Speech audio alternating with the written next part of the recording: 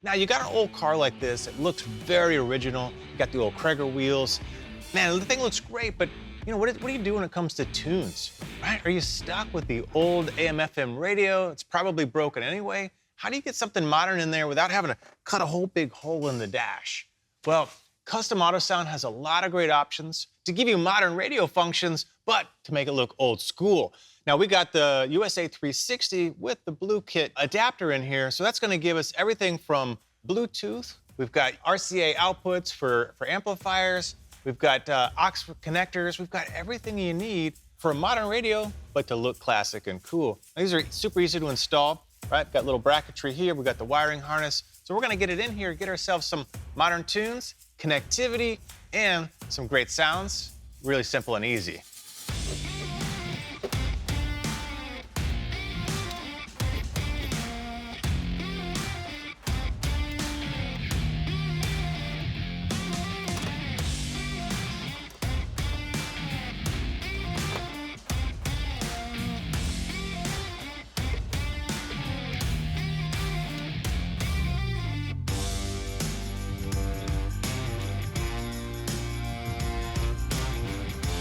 All right, we got 300 watts of pumping radio, all modern and connected.